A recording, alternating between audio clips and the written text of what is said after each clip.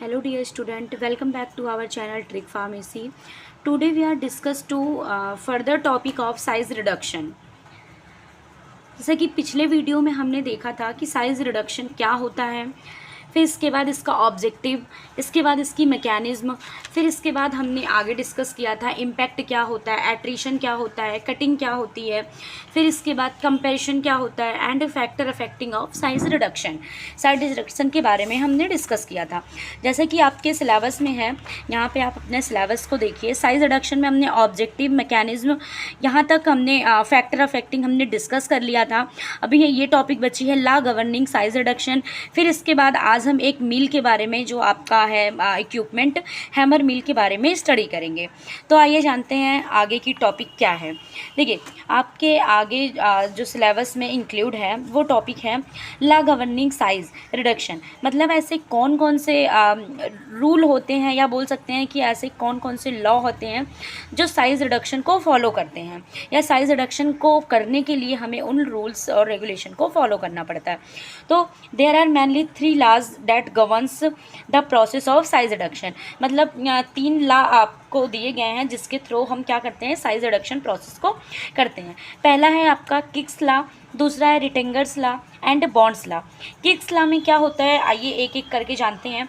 Kicks law में क्या होता है, देखिए लिखा है according to this law the energy required to reduce the size of particles is directly proportional to the ratio of the size reduction. देखिए क्या होता है कि मान लीजिए हम किसी चीज़ को, कोई आपका बड़ा पार्टिकल्स है, ठीक है, कोई बड़ा पार्टिकल्स है, हम क्या कर रहे हैं, उसके साइज़ को रिड्यूस कर रहे हैं। इसको साइज़ को हम रिड्यूस करेंगे। तो मान लीजिए हमने इसको 2 पार्ट में डिवाइड किया, फिर इसको हमने क्या किया, छोटे छोटे पार्ट्स में डिवाइड कर दिया। डिवाइड करने का मतलब कि एक बड़ा पार्टिकल्स को हमें जब 2 पार्ट्स में कन्वर्ट करना पड़ा तो हमें कम एनर्जी की ज़रूरत पड़ी। लेकिन जब इन दोनों पार्ट्स को हमें और साइज़ रिड्यूस करना है तो हमें ज़्यादा एनर्जी की ज़रूरत पड़ेगी। फिर जो ये 4 पार्टिकल्स हैं, ये जो रिड्यूस किए हुए पार्टिकल्स हैं, इनको जब हमें छोटा करना होगा, इनकी साइज रिड्यूस करनी होगी, तो हमें और ज़्यादा एनर्जी की रिक्वायर्ड होगी। तो सेम चीज़ें आपके इस लॉ के अकॉर्डिंग क्या है, according to this law the energy required to reduce the size. मतलब जो हम साइज़ को रिड्यूस कर रहे हैं, पार्टिकल्स की साइज़ को जो रिड्यूस कर रहे हैं, उसके लिए हमें एनर्जी की ज़रूरत पड़ेगी। तो जो एनर्जी की ज़रूरत पड़ेगी वो साइज़ ऑफ द पार्टिकल्स, जो आपकी साइज़ होगी उसके क्या होगा, directly proportional to the ratio of the size reduction. मतलब जो आपने साइज रिडक्शन किया उसका क्या होगा, डायरेक्टली प्रोपोर्शनल होगा। ठीक, यहाँ पे देखिए क्या लिखा है, एनर्जी इज इक्वल टू के। यहाँ पे आप समझिए एनर्जी इज इक्वल टू के d1 अपॉन d2। यहाँ पे क्या है, ये क्या है आपका एनर्जी हो गया, के आपका किक्स लॉ हो गया, या किक्स कांस्टेंट बोल सकते हैं। d1 आपका जो आपका इनिशियल डायामीटर है प्रोडक्ट का, मतलब जो स्टार्टिंग फेज में आपके प्रोडक्ट का डायामीटर होता है वो साइज़, एंड d2 का मतलब जो आपको फाइनल प्रोडक्ट मिला है उसका साइज़। तो उसके रेशियो, उसका जो रेशियो होता है वो डायरेक्टली प्रोपोर्शनल होता है किसके, जितनी हमें साइज रिडक्शन करने में एनर्जी की ज़रूरत होती है उसके डायरेक्टली प्रोपोर्शनल होता है क्या, जो इसकी साइज़ की डायामीटर होती है आपके इनिशियल प्रोडक्ट की और फाइनल प्रोडक्ट की। ठीक, आई होप आपको किक्स लॉ समझ में आ गया होगा। इसके बाद है आपका देखिए रिटिंगर्स लॉ। रिटिंगर्स लॉ में क्या है, यहाँ पे देखिए according to this law, same चीज़ें हैं बस थोड़ा सा चेंज है। According to this law energy required for size reduction is directly proportional to the new surface area produce. जैसे मैंने पहले ही बताया था कि जब भी हम किसी प्रोडक्ट का, जैसे ये मान लीजिए हमारा प्रोडक्ट है, इसका हम साइज रिडक्शन करते हैं तो हमें क्या ज़रूरत पड़ती है, एनर्जी की तो ज़रूरत पड़ेगी ही पड़ेगी। प्लस ये क्या करता है, सरफेस एरिया को इंक्रीज़ कर देता है। हमने बताया था ऑब्जेक्टिव में, जब हमने ऑब्जेक्टिव पढ़ा था, ऑब्जेक्टिव ऑफ साइज रिडक्शन, तो उसमें हमने बताया था कि सरफेस एरिया को बढ़ा देता है। तो सरफेस एरिया को बढ़ाने का क्या मतलब है, मतलब जो प्रोडक्ट आपका कम सरफेस एरिया कवर करता था वही साइज रिडक्शन करने के बाद ज़्यादा सरफेस एरिया कवर करने लगता है। तो according to this law energy तो रिक्वायर्ड होगी ही होगी, हमें पार्टिकल्स के साइज़ को रिड्यूस करना है। तो एनर्जी इज इक्वल टू क्या होगा, energy required for size reduction is directly proportional to the new surface area produced. मतलब कि जो हमें न्यू सरफेस एरिया मिला है ये आपके इनिशियल प्रोडक्ट का, मतलब जो स्टार्टिंग का प्रोडक्ट था उसका, और जो हमें ये फाइनल प्रोडक्ट मिला है साइज रिडक्शन करने के बाद, इसका जो सरफेस एरिया का बोल सकते हैं कि इसके माइनस करने में जो हमें रेशियो आएगा वो रेशियो किसके बराबर होता है, जो आपकी एनर्जी लगती है उसके बराबर होता है। यहाँ पे इन्होंने बात की, किक्स लॉ में इन्होंने बात किया कि जो साइज़ होता है वो डायरेक्टली प्रोपोर्शनल होता है किसके, एनर्जी के। यहाँ पे इन्होंने क्या कहा कि जो सरफेस एरिया हमें नया सरफेस एरिया मिलेगा वो सरफेस एरिया आपके डायरेक्टली प्रोपोर्शनल होगा किसके, एनर्जी के। ठीक, फिर इसके बाद आपका आता है यहाँ पे देखिए लिखा है new surface area and initial surface area. फिर इसके बाद आता है आपका बॉन्ड्स लॉ। बॉन्ड्स लॉ में क्या कह रहा है, देखिए this law state that's energy required for size reduction is proportional to the new crack length. New crack length का मतलब क्या है कि जैसे मान लीजिए ये आपका प्रोडक्ट है जिसको हमें क्या करना है, साइज रिडक्शन करना है। हमने साइज इसका रिडक्शन कर दिया, ठीक है, एनर्जी हमें लगी। फिर इसके बाद क्या होता है कि इसकी जो लेंथ होती है ये लेंथ आपके एनर्जी के प्रोपोर्शनल होती है, डायरेक्टली प्रोपोर्शनल होती है, ये बॉन्ड्स लॉ के अकॉर्डिंग। ठीक है, तो this law state that's energy required for size reduction is proportional to the new cracked length. और एक चीज़ ये भी याद रखिएगा कि जब भी हम कोई एनर्जी वेस्ट कर रहे हैं तो हम वो किसी वर्क को करने में एनर्जी वेस्ट करेंगे, तो इसलिए यहाँ पे energy upon work is equal to 100 फिर अपॉन D1 क्या है यहाँ पे आपका डायामीटर ऑफ जो आपका इनिशियल फेज का डायामीटर होगा वो, एंड D2 मतलब जो आपको लास्ट में लेंथ मिलेगी उसकी डायामीटर, उसका लेंथ, तो वो होता है आपका बॉन्ड्स लॉ। तीनों लॉ सेम ही चीज़ कहता है कि जो भी आपको प्रोडक्ट मिलेगा उसका जो सरफेस एरिया होता है, रिटेंगर्स लॉ के अकॉर्डिंग सरफेस एरिया जो आपको नया सरफेस एरिया मिला है वो आपके एनर्जी के डायरेक्टली प्रोपोर्शनल होगा। किक्स लॉ के अकॉर्डिंग क्या होता है कि जो भी आपका साइज़ होता है, साइज़ का डायामीटर होता है वो आपके एनर्जी के डायरेक्टली प्रोपोर्शनल होता है। एंड बॉन्ड्स लॉ में क्या हो रहा है, जो एनर्जी और वर्क आपको दोनों आप किसी भी वर्क को करने के लिए जो एनर्जी लगती है ये दोनों का रेशियो जो होता है वो आपके डायामीटर या बोल सकते हैं न्यू क्रैक लेंथ, जो हमें नए प्रोडक्ट का लेंथ मिला है उसके डायरेक्टली प्रोपोर्शनल होता है। तो आई होप डियर स्टूडेंट्स आप लोग को लॉ गवर्निंग साइज रिडक्शन समझ में आ गया होगा। अगर आपको थोड़ा सा भी डाउट है तो आप वीडियो के लास्ट में कमेंट कर सकते हैं, मैं आपके डाउट्स को क्लियर कर दूंगी। फिर इसके बाद आइए एक आपका मोस्ट इम्पॉर्टेंट टॉपिक डिस्कस करने जा रहे हैं आपके सिलेबस के अकॉर्डिंग, हैमर मील। आपको मैंने बताया था कि इंजीनियरिंग में हमें मील के बारे में पढ़ना है। मील मतलब इक्विपमेंट या किसी मशीन के बारे में। तो साइज रिडक्शन करने के लिए हमें कौन कौन सी मशीनों की ज़रूरत है, हैमर मील, बाल मील, तो आज हम पढ़ेंगे हैमर मील के बारे में, स्टडी करेंगे। देखिए हैमर मील क्या होता है, यहाँ पे देखिए hammer mill is essentially a steel drum containing a vertical or horizontal rotating shaft on which hammers are attached। मतलब क्या कह रहा है कि जो आपके हैमर मील होते हैं उसमें क्या होते हैं, मैंने आपको बताया था कि हैमर मील में हैमर मीन्स होता है हथौड़ा लाइक स्ट्रक्चर होता है। उसमें क्या होता है कि हैमर मील में आपके ऐसे छोटे छोटे पंख पर लगे होते हैं जो स्टील बॉडी की पूरी बनी होती है। जो भी आपका होता है ये स्टील का एक ड्रम जैसा होता है। स्टील के ड्रम में आपके क्या होते हैं, छोटे छोटे ये हैमर्स लगे होते हैं जो आपके पार्टिकल्स को हिट करते हैं। हिट करने के बाद वो आपके पार्टिकल्स के साइज़ को रिड्यूस करते हैं। तो देखिए यहाँ पे लिखा है hammer means essential steel drum. Steel drum का मतलब जो एक स्टील ड्रम में पैक्ड होता है, कंटेनिंग ए वर्टिकल और horizontal rotating shaft. Rotating shaft का मतलब कि उसी सैफ्ट के थ्रू आपका जो हैमर मील होगा वो चलेगा। जैसे आपका पंखा चलता है उसमें एक बीच में सैफ्ट लगा होता है, तो उसी सैफ्ट के थ्रू आपका पंखे के जो पर होते हैं वो नाचते रहते हैं। तो सेम चीज़ें आपके हैमर मील में भी होंगे, उसी रोटेटिंग सैफ्ट के थ्रू आपके जो पर होंगे, हैमर्स होंगे, वो क्या करेंगे, रोटेट करते रहेंगे, नाचते रहेंगे। फिर इसके बाद आइए प्रिंसिपल। मैंने आपको आगे डिस्कस किया था कि प्रिंसिपल क्या होता है। प्रिंसिपल में हम ये डिस्कस करते हैं कि आपका जो कोई भी मशीन या इक्विपमेंट है वो किस प्रिंसिपल पे, किस मैकेनिज्म पे वर्क करेगा। तो प्रिंसिपल का मतलब क्या, the hammer mill operate on the principle of impact between rapid moving hammers. Impact का मतलब मैंने आपको बताया था आगे फर्दर वीडियो में कि इम्पैक्ट का मतलब क्या होता है, किसी हार्ड चीज़ से ठोकर मार के उसके पार्टिकल्स को रिड्यूस करना। जैसे आप नॉर्मल एग्जांपल लीजिए, घर में हमारे क्या होती है, मिक्सर जार होती है, तो उसके मिक्सर में लगे होते हैं पर, जिसको हम बोल सकते हैं क्या है वो हैमर। लेकिन हैमर जो होता है, जो आपकी हैमर मिल या मिक्सर जो है वो किस पे वर्क कर रही है, इम्पैक्ट प्रिंसिपल पे। इम्पैक्ट प्रिंसिपल में मैंने बताया था कि किसी हार्ड चीज़ से मार के उसके साइज़ को रिड्यूस करना। तो यहाँ पे इम्पैक्ट का मतलब क्या है कि वो क्या कर रहा है, इम्पैक्ट प्रिंसिपल पे वर्क करेगा। फिर इसके बाद आ जाते हैं कॉन्स्ट्रक्शन पे। कॉन्स्ट्रक्शन में हमें क्या पढ़ना है कि कॉन्स्ट्रक्शन में आपको हमें फिगर दिखाना है कि कैसे आपका हैमर मिल होता है, इसमें कौन कौन से पार्ट्स होते हैं और सारे पार्ट्स का क्या क्या काम होता है। तो कॉन्स्ट्रक्शन का मतलब यही होता है। फिर आइए देखते हैं कॉन्स्ट्रक्शन में। यहाँ पे देखिए कि ये आपकी एक स्टील बॉडी है, स्टील का ड्रम है, जिसके अंदर आपके क्या लगे हैं, सैफ्ट लगे हैं, रोटेटिंग सैफ्ट लगा है। फिर इसी की रोटेटिंग सैफ्ट से अटैच हैं आपके हैमर्स। फिर ये होती है आपकी मिलिंग चैम्बर, जिसमें आपके प्रोडक्ट का साइज रिडक्शन होता है। एक लगी होती है यहाँ पे हॉपर, जिसके थ्रू फीड मटेरियल या जिस भी मटेरियल का हमें साइज रिडक्शन करना है वो मटेरियल को हम इसके अंदर इंट्रोड्यूस करवाते हैं। फिर इसके बाद यहाँ पे नीचे लगी होती है स्क्रीन। स्क्रीन का मतलब होता है कि ऐसा स्क्रीन, या बोल सकते हो सीब लगा होता है। सीब का मतलब छन्नी लगा होता है, या बोल सकते हो आप उसको नॉर्मली भाषा में चलनी। तो चलनी लगा होता है, जिसके थ्रू उस चलनी की सीब की जितनी साइज़ होती है वो उस साइज़ के पार्टिकल्स को यहाँ से पास आउट करती है। बाकी के जो पार्टिकल्स होते हैं वो आपके इसमें रोटेट होते रहते हैं।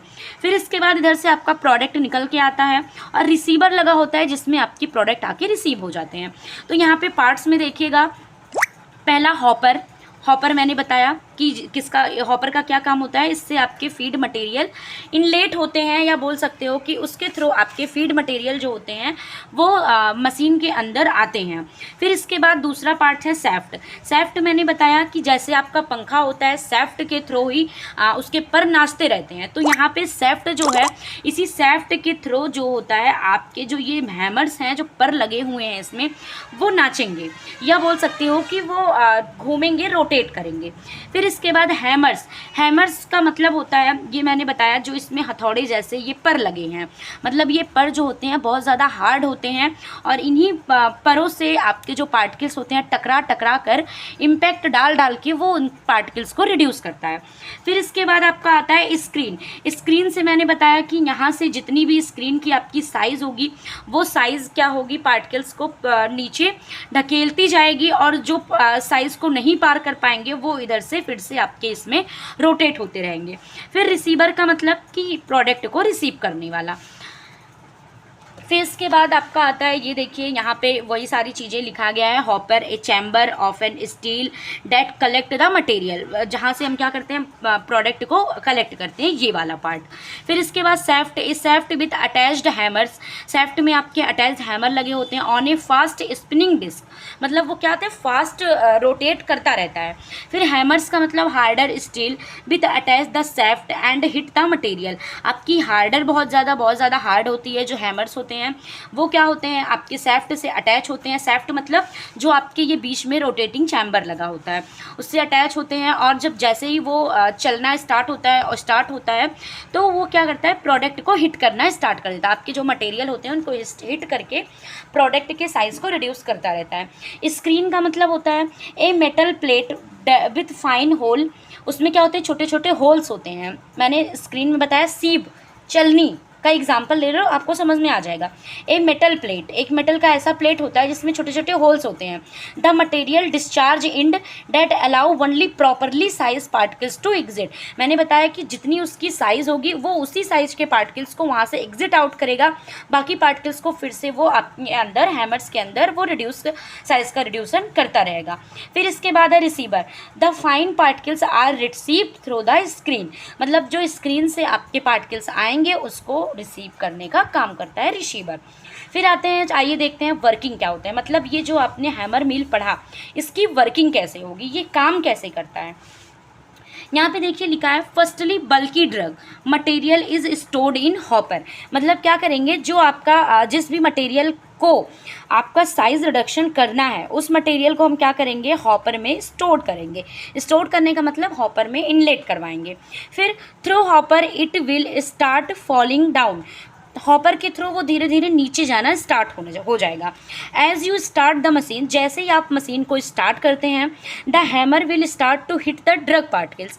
हैमर क्या हो जाता है, तुरंत रोटेट होना स्टार्ट होगा, और जैसे ही रोटेट होना स्टार्ट होगा वो क्या करेगा, आपके ड्रग्स पार्टिकल्स को हिट करना स्टार्ट करेगा। जैसे ही हिट करेगा by the impact force, impact force के जरिए तुरंत आपका particle size will start to reduce, तुरंत आपके जो पार्टिकल्स होंगे वो साइज रिड्यूस करना स्टार्ट कर देंगे। फिर the reduce drug particles will be pass through the screen, जैसे ही आपके साइज़ रिड्यूस हो जाएगी तो जो भी स्क्रीन उसमें लगा होता है उसकी साइज़ के जो पार्टिकल्स होंगे वो अपनी स्क्रीन से उसको पास आउट करना स्टार्ट कर देगा और विल फॉल इन रिसीवर, और आपके रिसीवर में जाके रिसीव होना स्टार्ट हो जाएगा। एक बार आप फिर से वर्किंग पढ़िएगा, देखिए फिगर के माध्यम से। फर्स्टली हम क्या करेंगे, ये जो आपका हॉपर है इसके अंदर अपने मटेरियल को इनलेट करवाएंगे। इनलेट करवाने के बाद through it hopper will start falling down, ये क्या होता है, धीरे धीरे नीचे आना स्टार्ट हो जाता है। नीचे जैसे आता है, as you start the machine, जैसे ही हम सैफ्ट को स्टार्ट करते हैं, जो इसमें मोटर लगा होता है उस मोटर को स्टार्ट करते हैं, तो मोटर क्या करता है, तुरंत ये हैमर जो होते हैं ये रोटेट होना स्टार्ट होते हैं, और जैसे ही ये रोटेट होना स्टार्ट करते हैं तुरंत ये आपके पार्टिकल्स जो इसमें हैं वो पार्टिकल्स को क्या करेंगे, तुरंत हिट करना स्टार्ट करेंगे। हिट करने का मतलब उसको ठोकर देना, उसको मारना स्टार्ट करेंगे। जैसे ही वो मारेंगे स्टार्ट करेंगे मारना, तुरंत क्या होगा कि आपका इम्पैक्ट फोर्स लगेगा, और इम्पैक्ट फोर्स लगने की वजह से पार्टिकल्स अपना साइज रिड्यूस करना स्टार्ट कर देगा। और जैसे पार्टिकल साइज अपना रिड्यूस करना स्टार्ट करेगा, ये स्क्रीन के साइज की जितनी भी पार्टिकल्स होंगी वो नीचे आपके रिसीवर में आके रिसीव में कलेक्ट हो जाएंगी। आई होप आपको इसका वर्किंग समझ में आ गया होगा। आइए आगे के टॉपिक देखते हैं। नोट एक मैंने लिखा है यहाँ पे, इसको आप ध्यान रखिएगा। The hammer mill are mainly operate at 8,000 to 15,000 RPM। RPM का मतलब होता है राउंड पर मिनट, मतलब कि जो भी in continuous motion for reduction of particles, मतलब जो भी आपके हैमर्स रोटेट हो रहे हैं वो 1 मिनट में, पर मिनट का मतलब 1 मिनट, 1 मिनट में 8,000 से 15,000 राउंड लगाते हैं, मतलब 15,000 बार वो राउंड लगा के घूमते रहते हैं। तो ये आप याद रखना, ये एक जीपैट का क्वेश्चन है तो इसको आप ध्यान में रखना। फिर इसके बाद आते हैं यूजेस। यूजेस में क्या है, यहाँ पे देखिए इसका मशीन का यूज़ कहाँ कहाँ होता है, हैमर मिल का हम यूज़ कहाँ कहाँ कर सकते हैं। पहला है fine grinding of hard material, किसी भी हार्ड मटेरियल को ग्राइंड करना, पीसने के काम आता है। इंक्रीज सरफेस एरिया, अगर हमें किसी पार्टिकल्स का इंक्रीज सरफेस एरिया बढ़ाना है तो भी हम इस मशीन का यूज़ कर सकते हैं। इस मशीन के यूज़ से हम उसके साइज़ को रिड्यूस करेंगे, साइज़ रिड्यूस होगा तो ऑटोमेटिकली सरफेस एरिया इंक्रीज हो जाएगा। यूज़ टू ड्राई मटेरियल, मतलब किसी भी ड्राई मटेरियल का साइज रिडक्शन करना है तो उसके लिए ये यूज़फुल है। फिर it is used in the production of powder, अगर हमें किसी भी हार्ड मटेरियल का पाउडर बनाना है तो भी हम इस मशीन का यूज़ कर सकते हैं। It is used in mixing of dry material, dry material का मतलब किसी भी सूखे मटेरियल, सूखे पदार्थ का मिक्सिंग करने के लिए यूज़ करेंगे। फिर it is used for the increase drug absorption, मैंने बताया था कि साइज रिडक्शन अगर आप करते हो तो वो क्या करता है, साइज रिडक्शन क्यों किया जाता है, किसी भी प्रोडक्ट की, किसी भी ड्रग के एब्जॉर्प्शन को बढ़ा देता है। तो अगर हम साइज रिडक्शन करते हैं तो साइज रिडक्शन करने के नाते उस ड्रग का एब्जॉर्प्शन भी बढ़ जाता है। फिर इसके बाद आते हैं एडवांटेज पे। एडवांटेज का मतलब कि इस मशीन को यूज़ करने के क्या क्या फ़ायदे हैं। पहला है easy to set up and clean up, इसको सेट करना और क्लीन करना बहुत ही आसान है।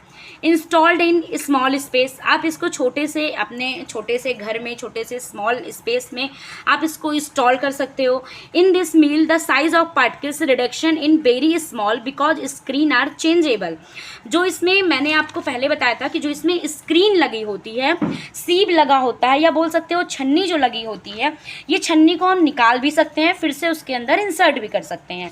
तो हमें जिस भी साइज़ का पार्टिकल्स चाहिए उस साइज़ के पार्टिकल्स का सीब हम यहाँ पे अटैच कर देंगे, स्क्रीन अटैच कर देंगे तो हमें उस साइज़ की पार्टिकल्स मिल जाएगी। फिर इसके कहने का यही मतलब है, in this mill the size of particles reduction very small because screen are changeable, मतलब अगर हमें जिस भी साइज़ का पार्टिकल्स चाहिए उस साइज़ के स्क्रीन को हम चेंज करके लगा देंगे तो हमें उस साइज़ का पार्टिकल्स मिल जाएगा। फिर इसके बाद आ जाइए डिसएडवांटेज पे। डिसएडवांटेज का मतलब है कि इस प्रोडक्ट को इस प्रोडक्ट का यूज़ करने पे हमें क्या क्या दिक्कतों का सामना करना पड़ सकता है। पहला है हीट प्रोड्यूस। जैसे आप घर में मिक्सर चालू करते हो तो देखते हो, अगर आप लॉन्ग टर्म तक मिक्सी के चालू करके रखो तो वो धीरे धीरे बाहर से गर्म होने लगता है।